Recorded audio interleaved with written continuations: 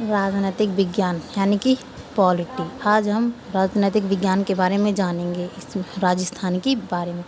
राज्य सरकार, इसके हमारे 3 अंग होते हैं, जिसमें व्यवस्थापिका होती है जो अनुच्छेद 168 से 212 के अंतर्गत आती है।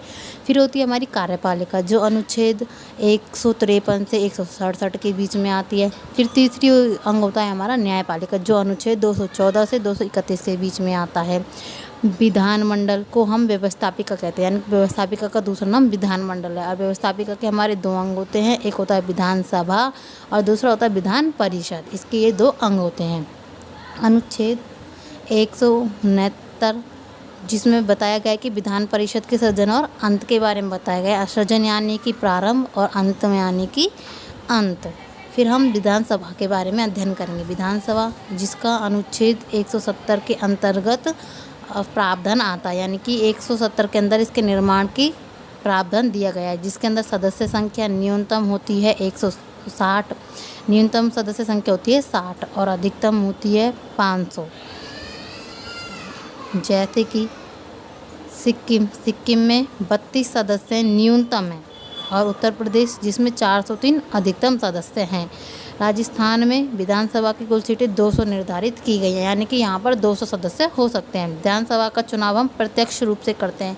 यहाँ पर विधानसभा का चुनाव प्रत्यक्ष रूप से होता है। अब आते हैं मंत्रियों की बात। मंत्री 15% अधिकतम मंत्री हो सकते हैं, 15% से अधिक हम मंत्री नहीं रख सकते हैं और 12 मंत्री न्यूनतम होने ही चाहिए, 12 से कम नहीं होने चाहिए।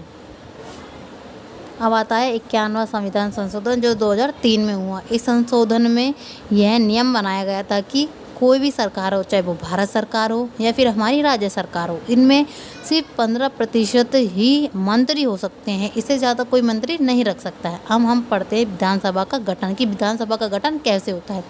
अनुच्छेद 170 में इसका प्रावधान दिया गया है। इस विधानसभा को हम निम्न सदन, प्रथम सदन, लोकप्रिय सदन और प्रत्यक्ष सदन भी कहते हैं। फिर हम बात करते हैं कार्यकाल की। इसका कार्यकाल सामान्यतः 5 वर्ष का होता है कि हमें जिसमें जितने भी व्यक्ति बनेंगे वो सिर्फ 5 वर्ष के लिए कार्य करेंगे। गणपूर्ति कोरम यानी कि उसके बैठक में भाग लेने वाले सदस्यों की संख्या, तो इसमें जो कुल सदस्य संख्या है उसका 10वां भाग ही भाग ले सकता है। फिर हम पढ़ते हैं योग्यता कि विधानसभा का सदस्य बनने के लिए क्या क्या योग्यता होनी चाहिए। तो वह भारत का नागरिक होना चाहिए। सर्वप्रथम वह क्या होना चाहिए? भारत का नागरिक होना चाहिए। इसमें न्यूनतम आयु हमारी 25 वर्ष होती है। न्यूनतम आयु 25 वर्ष होती है। वह केंद्र सरकार या राज्य सरकार के लाभ के पद पर नहीं होना चाहिए। सजा प्राप्त व्यक्ति नहीं होना चाहिए। वह पागल और कोढ़ी और दिवालिया नहीं होना चाहिए। फिर हम पढ़ते हैं पदाधिकारी के बारे में कि विधानसभा में कौन कौन से पदाधिकारी होते हैं। एक होता है अध्यक्ष और दूसरा होता है उपाध्यक्ष। जो विधानसभा की अध्यक्षता करता है उसको ही हम अध्यक्ष कहते हैं। वित्त विधेयक का निर्णय जो लेता है वो भी अध्यक्ष ही होता है। अध्यक्ष के द्वारा वित्त विधेयक का निर्णय लिया जाता है। वर्तमान में राजस्थान विधानसभा के जो अध्यक्ष हैं वो सीपी जोशी हैं। जो वर्तमान में हमारे विधानसभा के अध्यक्ष हैं वो हैं सीपी जोशी।